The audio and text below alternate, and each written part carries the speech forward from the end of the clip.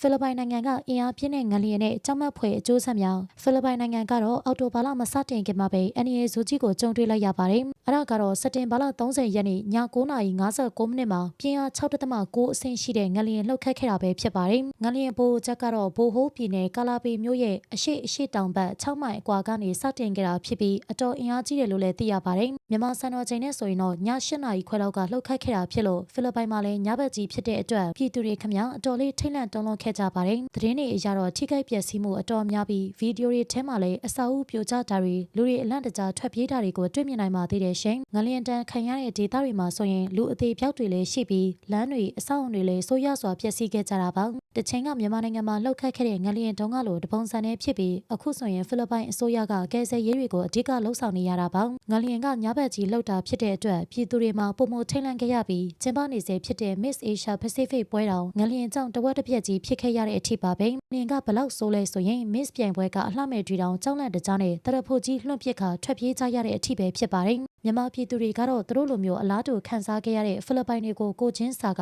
ဝိုင်းဝန်းဆူတောင်းပေးနေခဲ့ကြတာပါ။တကယ်တော့ဖိလစ်ပိုင်နိုင်ငံကသဘာဝဘေးအန္တရာယ်ကိုလူလိမ်အောင်ခံစားနေရရှာတာပါ။မကြသေးခင်တုန်းကလည်းနာဂါဆာမွန်တိုင်းတန်ကိုခံစားခဲ့ရပြီးအခုလည်းအင်အားပြင်းငလျင်တန်းဆိုတော့စိုးရင်စရာအခြေအနေပါပဲ။အစိုးရကတော့ငလျင်နဲ့မုန်တိုင်းတွေကြောင့်ဆူနာမီအန္တရာယ်တော့မရှိဘူးလို့ထုတ်ပြန်ထားပေမဲ့ပင်လယ်ရေမျက်နှာပြင်အနှဲငယ်မငြိမ်မသက်ဖြစ်နေတဲ့အနေအထားမလို့သတိထားစောင့်ကြည့်ဖို့တော့ပြောနေကြပါတယ်။သဘာဝဘေးအန္တရာယ်တန်းကိုစုပြောင်းခံနေရတဲ့ဖိလစ်ပိုင်နိုင်ငံအတွက်အမြန်ဆုံးပြန်လည်ကောင်းမွန်လာပါစေလို့ဆုတောင်းပေးလိုက်ပါတယ်။ဂျီယန်ပရိသတ်များအားလုံးကိုကျေးဇူးတင်ပါတယ်။နေ့ရက်တိုင်းအတွက်ပျော်ရွှင်ပါစေ။